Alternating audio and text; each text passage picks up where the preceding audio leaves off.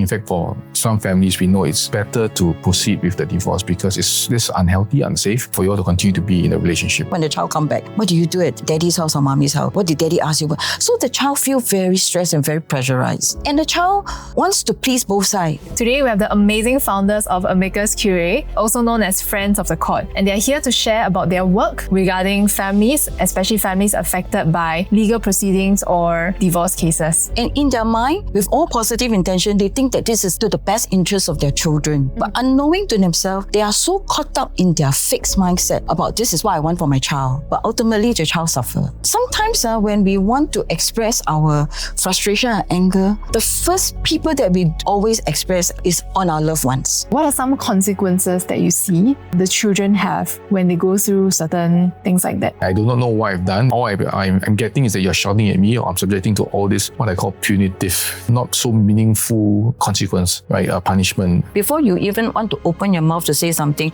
or act on something, ask yourself the question, what's your positive intention? People seek divorce or when there's dispute, it's not because of one big thing. It is always accumulated issues and it becomes such a big thing, you know. But when a parent or both parents are going through this, what do you think is happening in their heads?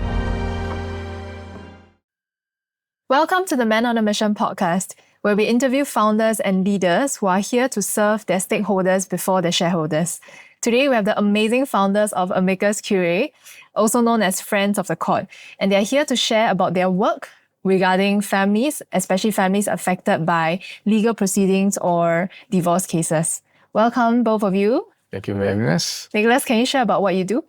Yes, I'm a psychologist and I've been working with young people for almost 20 years now. My mission, in this work is to really help young people have a voice in the families who are going through legal proceedings. It's very trying for any families going through proceedings. It can be a number of reasons. It could be for divorce, separation, being caught by law enforcers, going through court proceedings, right? Also for protection and disputes, like for example, child protection or family violence, right? Stuff like that. Amicus, our role is to support families going through proceedings, regardless of what the legal proceedings might be. And my role is to really be a voice for the young person. Yeah. Joan. I'm Joan. I am a coach for the last 20 years, and in recent years, I focus more on relationship and divorce coaching. And what I do in Amicus is really to provide a holistic approach from counseling to psychology to therapy. And where I step in is really the coaching bit, right? I mean, in a family dispute where couples are so overwhelmed with a lot of their own issues, my role is really to support the parties in providing clarity, helping them to be more grounded, especially when they have got to go home and face their family and support their family, especially the children. So sometimes they lose themselves. They feel abandoned, they feel rejected. So it's really to help them to bring back their self-worth, know their own strengths, and bring back the confidence to go back home and face, whatever is that they need to resolve. Let's talk about the interesting dynamics you all have here, right? Because usually you talk about a psychologist and coaching work. It's kind of separate, right? So what is the inspiration behind coming together? I guess the reason why we see value in our respective area of work is because for my kind of work, it's quite clinical, right? And we talk about mental health issues, like for example, having depression, being very anxious, and also a sense of loss and how do you deal with that, grief for that matter, right? So all that can be dealt in therapy, what happens after that? That's where the coaching comes in, and we hope to be able to provide that kind of value for families going through litigation so that they can be in a better space and then at least the family will be able to thrive still in the post-separation or post-divorce situation. Yeah. So from a coaching space perspective, when somebody go through clinical treatment, going through counseling and all that, they probably just stuck there. How do they move on with life? And that's where coaching comes in. And that's why between Nick and myself, we are very passionate about providing holistic support to a person who come to us, or they have got treatment, they have got counseling treatment. We want to also help them to be a better version of themselves. That's where coaching comes in to support them. And of course, at the end of it all, our passion is really to contain the family relationship. I mean, especially, unfortunately, in the course of a separation. Yeah. Yeah.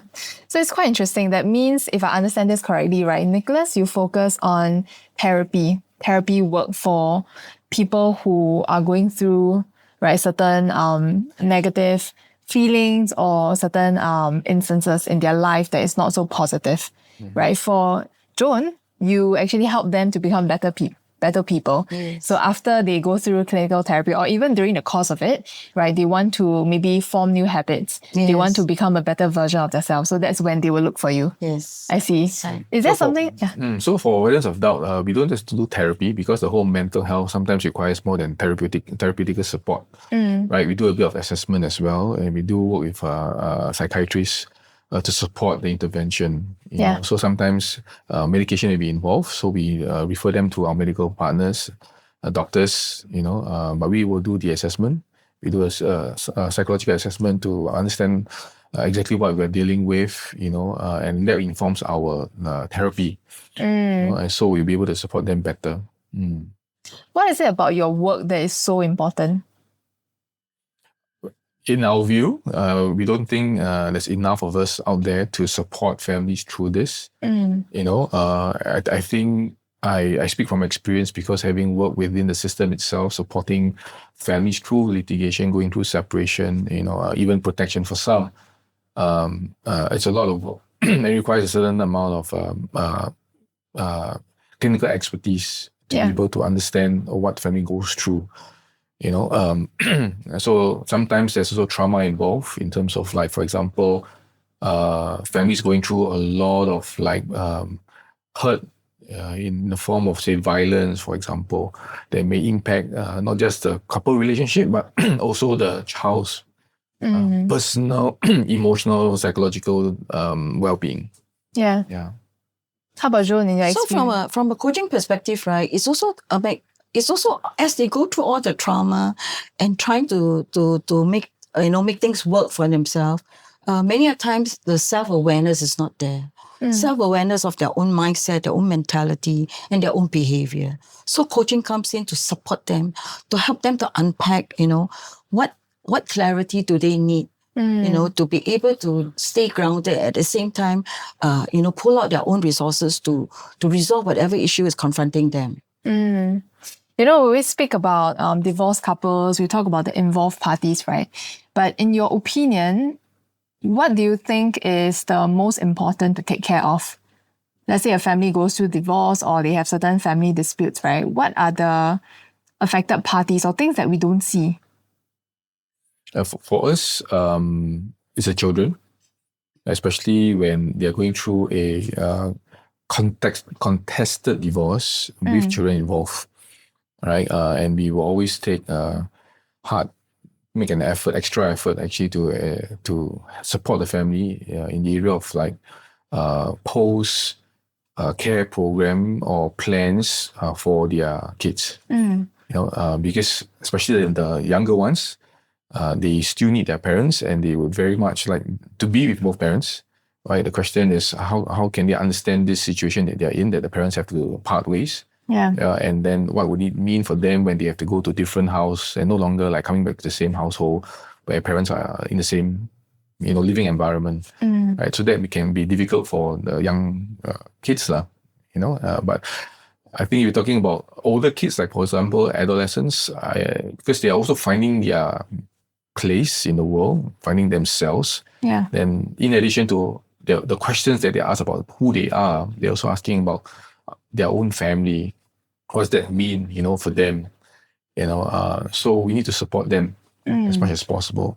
And then hopefully the coaching can help steer the decisions made by the parents, for themselves and for their family. But we are there to look out for the kids as much as possible. So for the parties concerned, right, many a times when such things happen, all they care about is really to go and look for a lawyer. But when a divorce really happened, actually, the parties go through 4 different types of divorces. They go through the legal divorce. That's everyone will go through that. But at the same time, they also go through emotional divorce, financial divorce, as well as social divorce, right? The emotional divorce part, they need to, they always hold the role of a spouse or a parent. Yeah. So in the case of a divorce, so they got to start re-identifying their own self-identity. And that in itself can be can be overwhelming for them. And then when you talk about the children, in the emotional divorce, what's the impact on the child? Especially when they have got to go to different homes, especially when the parents cannot come to an agreement. And more often than not, they always leave it to the judge to make a decision on the children. And the co-parenting become very challenging. Right. So they fight it out in court. And because they don't agree with each other, they start applying for many, many kind of application in court.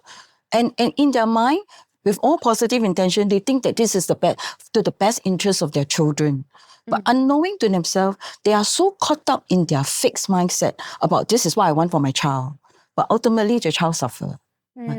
And then when it comes to, of course, financial divorce is about, decoupling of assets, decoupling of savings. And each party has got to start setting up their own home. And on top of that, whoever needs to provide financial support, for the other child, that become a burden.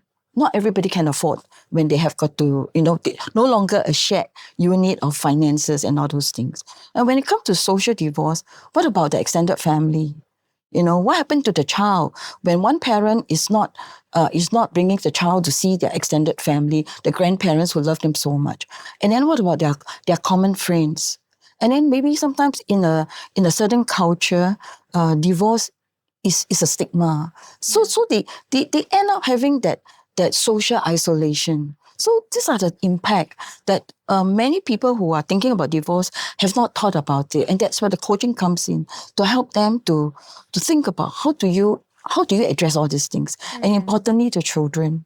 How do you help the child to understand that despite mommy and daddy's relationship or the divorce, both of us will still continue to love you? That kind of thing. And it's missing because the parties are so caught up in fighting each other and who is right and who is wrong. And what they carry with them are baggages. Right? They carry that, how much you have done me wrong, how much hurt you have caused me. And so in their mind are just full of all these things that they forgot the emotions of the children. Yeah. Yeah. And I think that's really, really important. So in your line of work, right, what are some consequences that you see the children have when they go through certain things like that? I think before I come to that, I just want to highlight the fact that the work that we do adds value to the families in this way, where there's an opportunity for them to talk about what it will look like if they were to co-parent post-divorce, right? It's no more parenting within the same household already, right? And this is where I can answer your question about what are the outcomes, right? What we're looking for is because if they don't learn how to co-parent and agree on something as they part ways, then the child would feel very torn, very separated, very anxious. Yeah. There's no stability for them, and it's important for young kids especially to have stability, at home, right? So therefore, while they are already like having disputes and having a lot of quarrels and arguments, for example, that already is the start of destabilization for them to have a healthy and safe space to grow. In a worst case situation where father and mother is always like screaming and shouting, and then the child has to worry about whether or not I'm going to get hurt. And it's already very scary to basically be shouted at, and let alone maybe even seeing mom and dad hitting out each other. For a child at a very young age especially, it's going to be very scary. Yeah. Right? If it's an adolescence, they may even feel the need to even protect one parent against the other. And that's almost like a burden on the part of the adolescents, because how is that what I'm supposed to be doing? Protecting my mom or my dad to begin with, right? And post-divorce, they are going to still have that in memory, and they're still going to feel a little bit jittery, agey, and always on the lookout for, is something going to happen, or maybe even worry about the perpetrator parent coming to look for us, and they are never at the right place to develop well. So brain science informs us. In my practice, I use brain science to inform my practice. Yeah. That a young person in that kind of situation the brain is impacted significantly, and we really hope to prevent that for the young person that we're working with in the family going through separation. Yeah. As much as possible, right? Given, because every family is unique, right? So hopefully you'll be able to support the family that way. Hopefully give a heads up to the parents about what's happening to the child. And then through the coaching, hopefully they will consider their decisions with a bit more clarity. Yeah. So I want to add on to what Nick talked about stability, because children need stability to give them the security. Because the big the impact is that as they grow older, right, the sense of insecurity will carry on with their life, especially post-divorce when they are going into separate household. They don't have consistent discipline. Separate household got separate values, separate way of doing things, and the poor child is going to be very confused. And which is the right way, and especially when co-parenting do not come together to talk about what is best for the child, and let's work together, for the good of the child and for the benefit of the child, and to give the child the security, even though the child is not staying together with two parents. But that's where coaching comes in, right? I mean, coaching will help one party, whoever I'm coaching, right, to what do you want for your child? How can you then, have a healthy co-parenting with your ex-spouse? And that's really our passion about bringing the family unit relationship together. Yeah. And this is not to say that both parents have to do the same thing. Yeah. I think largely, maybe this is also part of the reason why there's dispute or disagreement in the first place, because they are so different and there is no way for them to be able to see themselves complement each other or to synergize.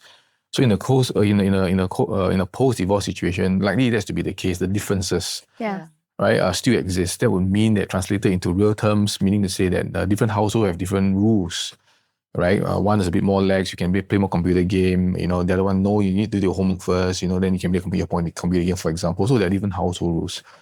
So again, the younger the child, in this kind of situation, they will triangulate, right? Or they will say, oh, mommy allows me to do this. Or I won't tell my dad, who's he's very strict, but my mom is okay, that kind of thing, right? And they will play the situation, not malicious, but because they're just kids, they just want to have a good time, they develop a sense of knowing how to work one parent against the other, or one parent to my advantage, Is that healthy? Is that detrimental to their development? May or may not. Depends on the temperament of the child, the personality of the child, the character of the child. We have dealt with cases where the child is just beyond control, and there's a lot of out of school issues, truancy, a lot of defiance, and no one parent can control the child, right? So how do you instill discipline in a child? How do you introduce boundaries such that at least when you go to both parents' house, there's some consistency. Yes, there will be differences, right? Mom will do different things from dad. Dad may allow certain things, mom may allow certain things, or may not allow whatever it is, but the message is the same. In terms of, say, there needs to be responsibility, there needs to be a discipline, you need to work hard. All these are principles in which they can agree at a co-parenting level, where regardless of where they go, the child, especially the younger they are, they get consistent messaging, and then they will be assisted, in their learning and development moving forward. Yeah. What does a successful co-parent family look like? There are many examples. One example could be that of the child is actually happy going to each parent's house, and they look forward to the unique kind of quote unquote treatment, right? Or preferred parenting strategies that each parent will basically offer the child, and they look forward to maybe that having to talk about life, and bring them out to do a bit more sports, for example, as opposed to mom have a bit more talking, sharing, and they're happy, and they see both the value of both parents contributing to the development of their own life, and they can talk openly about their vulnerabilities, their struggles, and that's awesome from a developmental point of view for a child. Yeah. I also feel that a successful co-parenting would be both parents stop judging each other. For example, if today I don't have the time to go and fetch a child, hey, I call my ex-spouse, can you fetch? Oh, no worry. That kind of healthy co-parenting, because at the end of it all, it's not about me, it's not about you, it's about the child. Yeah. Right? And make the child feels that whenever there's a need for either parent, the parent is there for the child. And I don't have to wait until mommy or daddy have access of me. I cannot reach out when it is not time for dad or mom to see me. So a healthy co-parenting is where I think the parents should put the children first. At the end of it all, it's not about us. We in a divorce, relationship is broken, but that does not mean that our role as a parent is broken, right? Yeah, and in order to support each other, I think the parties need to give each other space. Yeah. The parties need to give each other access and not just say, the court say you can only see them on weekends, so therefore don't come. I think in fact I always feel that open your doors. Open your door to each other, and allow the children to feel safe to go into each other's house. Because what I'm noticing is that when it comes to access by the parties, the parent who have got custody of a child will always question the child when the child come back. What do you do at daddy's house or mommy's house? What did daddy ask you about? So the child feel very stressed and very pressurized. Yeah. And the child wants to please both sides. And so what happened to the person? They suppress their own needs. They suppress their own emotions. They try to say things that make the parents happy. And then when you translate this to their own development as they grow older, how would they turn out to be? And so in my coaching of parties is that, at the end of it all, what can you do to become a healthy co-parent? When I say healthy, it means your mental, emotional, and physical state. Right, for the benefit of the child, and in fact for your own growth too, right, so that you can also be a better version of yourself. So I hope that in no way we come across that we don't appreciate what the parent is going through. We, in fact, on the contrary, we value and we recognize that whatever that the parent has gone through, the couple has gone through, for the dispute to happen and for the decision to divorce, right, is a valid one, and it's an important one. Yeah. And we recognize that it is important, and it has caused a lot of, I guess, emotional hurt, pain, even psychological ones, even physical ones for some, and we are not downplaying any of those things, and they are valid. And they sometimes, when they choose to go their separate ways, is an important one. In fact, for some families, we know it's better to proceed with the divorce because it's this unhealthy, unsafe, right, for you all to continue to be in a relationship. And the best way is to just part ways.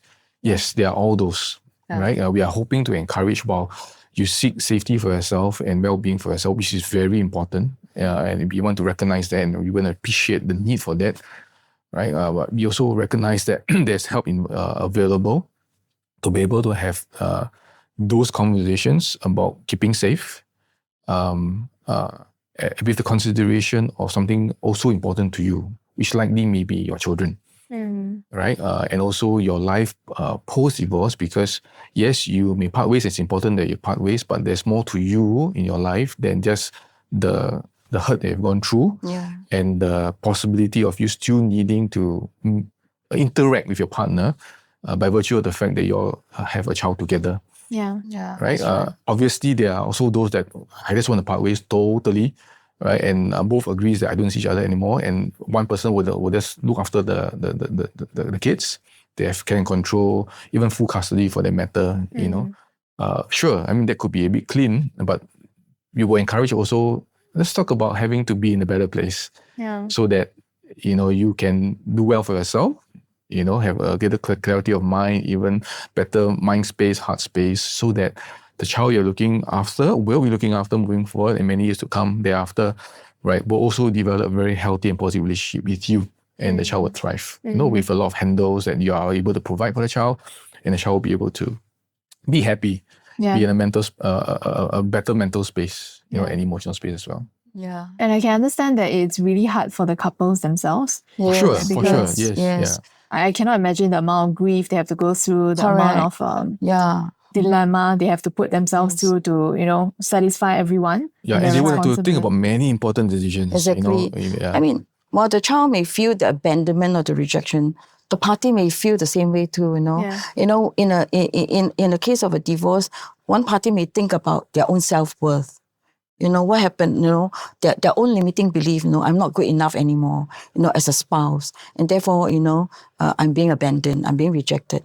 And then coaching comes to help to pick them up, pick themselves up. Coaching provides that support to help them to reconnect back with their own self-worth, reconnect back with their own strengths, their resources that actually you can do it. You were this person before and you can bring that person back. That your competent self, whoever you are, that beautiful you. It's also coaching in that sense help to bring the person back on their feet, ground them and build that confidence back in them, so that with that positive and emotional state, then they can be a role model to their children. And that's what we enjoy our work in that sense when we see the shift, in the parties. Yeah, I'm not sure whether that has changed, but I believe that even for now, in some cultures, divorce is a stigma, right? So how hard is it for couples, right, to deal with this stigma, but yet being able to seek help when they need it? Do you all feel that they are a bit hesitant sometimes to talk about these things? Unless you hold certain values, my experience is largely it will not be so stigmatized. Okay. Like when I say certain values, basically means that because of a certain faith that I subscribe to, a religious faith, which informs me that divorce is either not allowed or it should be seen a certain way, unless I come from that kind of a cultural background, right, values upbringing. Typically, I won't say for all, but typically divorce is another thing that I do, right, a life decision that I make, right, for me to progress in life, right? So we have to deal with that as it is, right? If that was the case, and it's like many other major life decisions, then would you want to be clear about why you make those decisions, what the consequences, what impact is creating, the implications, right? In this case for our work, there are children involved most of the time. So is this part of the consideration? It's a major life decision, and that will even means things like going to school, and because if you have joint custody, that would mean that both parties, father and mother, will have to make joint decisions. Or if the kids are actually need medical support and make medical decisions, for example, joint custody also means that you have to make those decisions together. Can you even talk about it? You may have a certain view on education, but we are co-parenting now. How can we work with each other to make a joint decision? Right? Such that you don't further, if there was any to begin with, have the child experience like being pulled apart kind of a situation, right? Which we don't want to continue to put them in that situation, even post-divorce. Right? Yeah.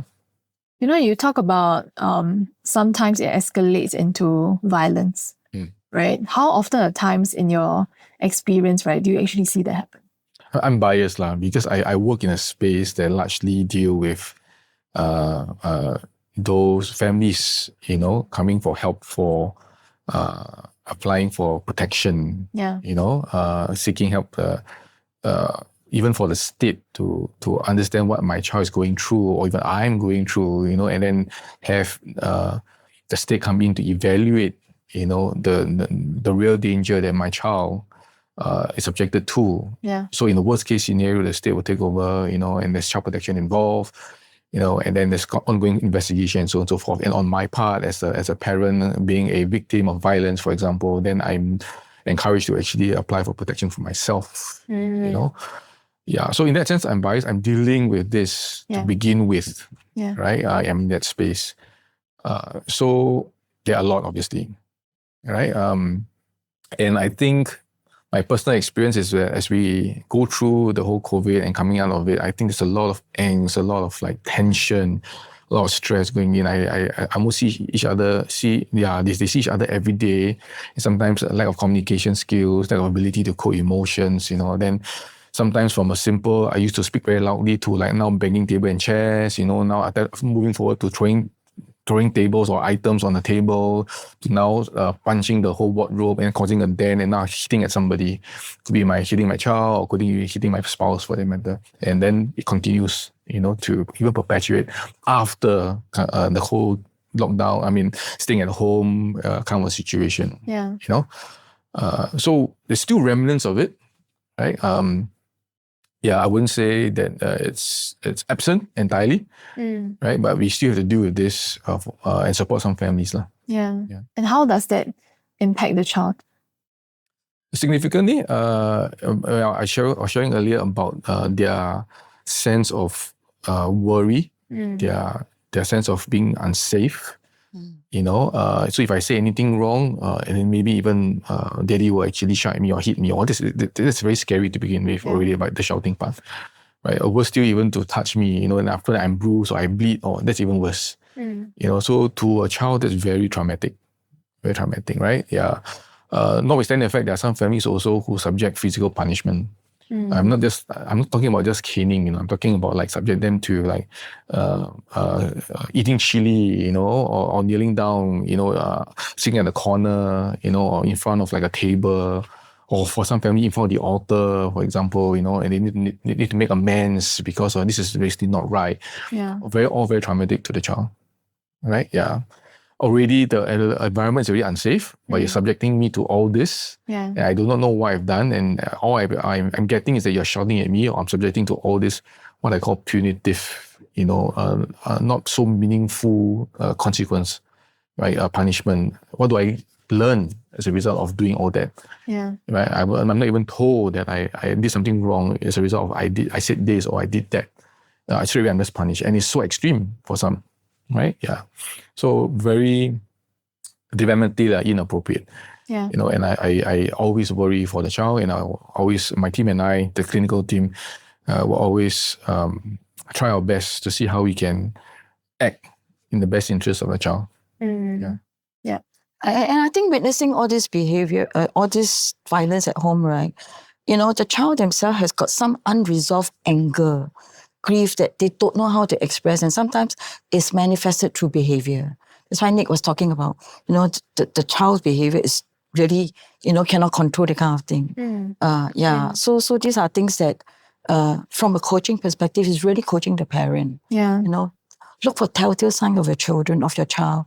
Do you understand what your child is needing from an emotional perspective? Pay more attention, be more intentional. When it comes to engaging your child. Yeah. So Joan, in your line of work, I think everyone can agree that no one should exert any violence on a child, right? But when a parent or both parents are going through this, what do you think is happening in their heads? I think through my clients, it's because anger, hurt, and sometimes when we want to express our frustration and anger, the first people that we always express or is on our loved ones. It's very, when we're angry in the workplace, we just walk off. We don't become violent to our colleague, right? When a colleague triggered and make us angry, we just walk off. But when it is at home, sometimes we just scream at our children because of something that's unmet here. Right? There's something that's unmet in us. And sometimes we don't even know what is it. We just feel frustrated. Especially when both parties have got different values and they trigger each other. And who suffer? The child. Because the child is the nearest, can access to the child. Shut up, I'm talking. Even that screaming like what Nick's talked about, right? Even the yelling in itself already have an impact on the child. So sometimes I feel that when such things happen, it could be,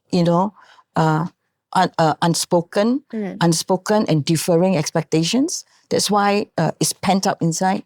And of course, different values. And all of us, right, as we progress, as people do change, right? When we first marry, we have this set of common values. Yeah. As we progress in our marriage and in our relationship, we all do change because of circumstances change, right? And our values change, our needs change. But the thing is that couples forgot to check in with each other. They forgot to uncover and find new information of, if I see a difference in my spouse, what is it that I want to know about? The curiosity is no longer there. And sometimes this leads to, the intimacy is no longer there in that sense, right?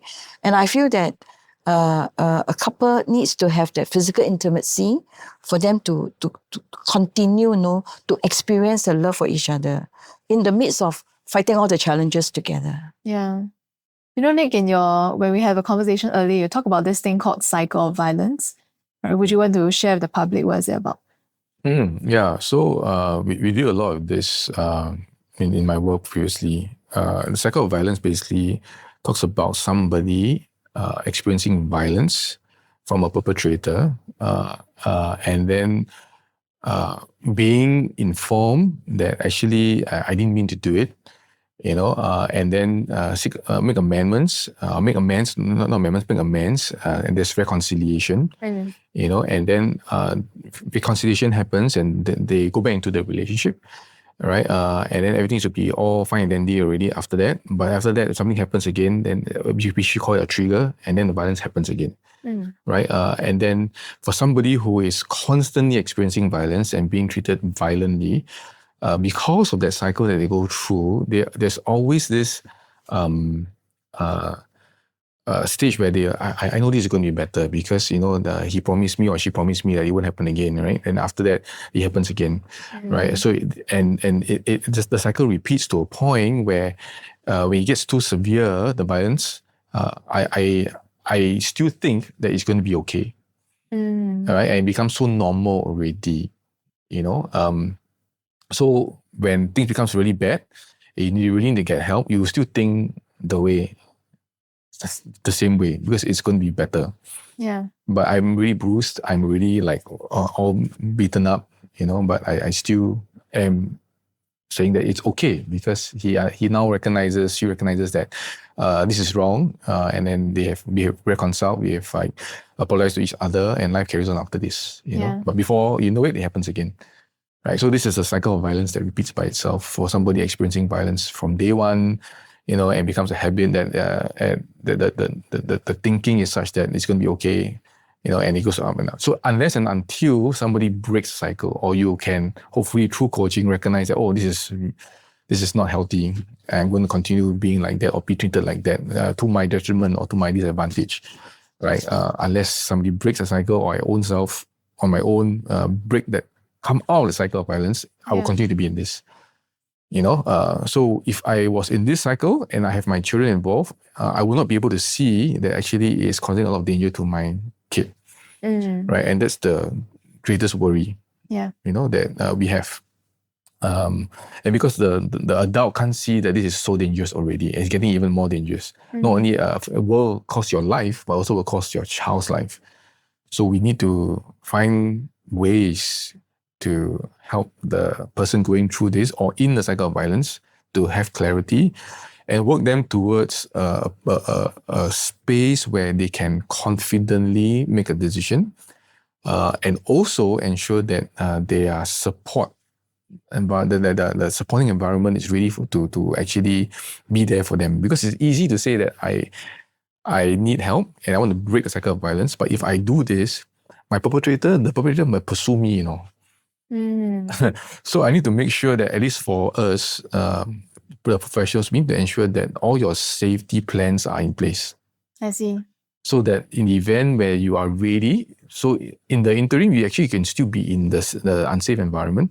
But now that you are aware that you need to break this cycle of violence, I am ready to make a decision. We need to work them to a situation where the day will come, you break out the cycle, but you have a place to be safe. To be a physical space where the perpetrator can't even find you, or you have people who will be able to act on your behalf because you're still unable to stand up to this perpetrator.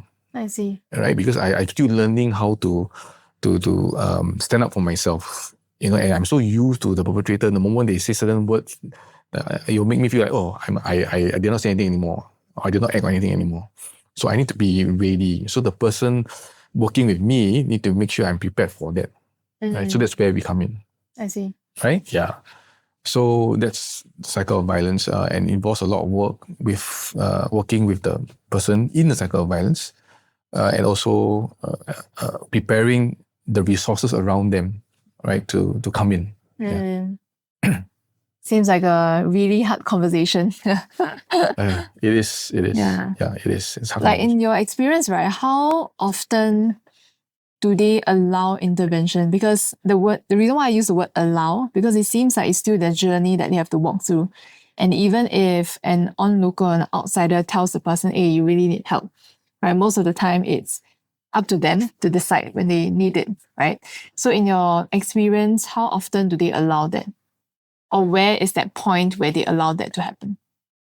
It's hard. It's hard because we're dealing with a lot of habits, right? Conditioned behavior. Like for example, in the cycle of violence alone itself, right? The conditioned behavior is that I will accept the apology and think that it's going to be okay. And that's conditioned in me to think that way, to respond that way. For me to break out of that requires a lot of, I guess, clarity, factual information given to me and recognizing it's dangerous. Also a therapeutic process for me to recognize what is important for me. Yeah. To a point where I need to act. So I need to have a certain shift. Yeah. Not only in my mindset, but psychologically, to shift that, hey, this is actually may not be so right. Oh yeah, and I'm ambivalent, we call it. That means I can recognize this is right, but yet as soon as I say this is wrong, and at the point of like, yeah, I should be making a decision on this, right? Because if I continue to do this, right, then it should be like quite bad for not only myself, but my kids as well. So as long as they're there and they're ambivalent, it's good. Yeah. Because they can now begin to like weigh the odds already. Otherwise, you're just only on one side, right? Thinking that it's all okay, but actually it's not. But once they are shifted, then you can continue to work with them to a point where they go all the way, hopefully. Yeah. Right? And it takes a bit of work and it takes a bit of willingness also to come in to have those conversations. Yeah. And why we do what we do is because we know all the while it's always been more therapeutic in nature. The conversations are more clinical in nature.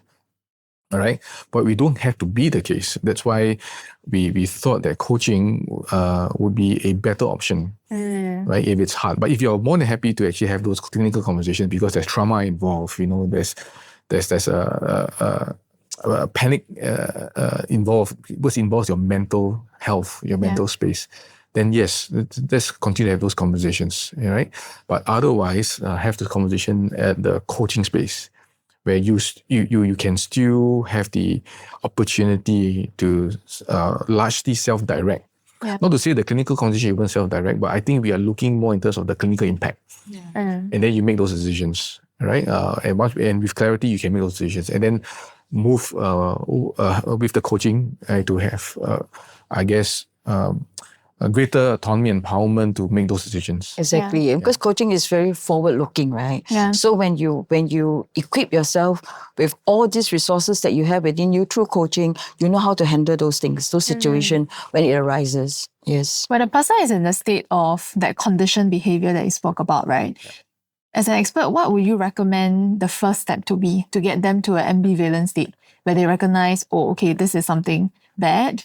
I really need to reconsider and start to weigh the pros and cons. I think the important thing is to recognize that they have support, right? And actually, there's a high chance also that the loved ones around them are also saying things, right, from day one. Yeah. Right? But I mean, it's natural for them to, at that point in time, may not be so attuned to their so-called, I guess, heads up, warning for some even, but I think you reach a point where you have to like, oh, this cannot really. And then you want to remember all the things that's been highlighted previously, right? And it could be even like a single comment from a teacher of your child, and you're having a parent-teacher conference, for example, and then the teacher highlighted, hey, your child is actually behaving in a certain way. That should kind of like make you ask the question, hey, how come like that? Where is this coming from? Yeah. right? And all these kind of like telltale signs, right, should kind of like guide you to make certain decisions for yourself. You know, and then after that, have the openness, I suppose, and the willingness eventually to seek professional help. Not for the purpose of just solving the problem, but let's have a conversation, initial conversation. Say, hey, I'm experiencing, or I'm getting, I'm feeling this. What does that mean? And let's have it bounce off us. It's not meant to work on anything, but at least have a third party to talk with you, you know, professional, to talk with you about it, and then have insight to what you're dealing with. And then you can make a decision thereafter, right? And then you can do a lot of that, right, in a coaching space. Sometimes, because maybe it could be cultural, that having those conversations in a clinical setting may give you a certain discomfort, you know. So a coaching space would be a lot better, right? I guess is to assist you with those conversations, making you don't feel so even more uncomfortable. Already you're dealing with all this, right? Have those conversations first. Okay. Right, yeah. Thanks for that. Let's take a break. Right. In the next part, we'll talk more about the solutions out there and what are your options to choose from. Sure. Thank you. Thank you.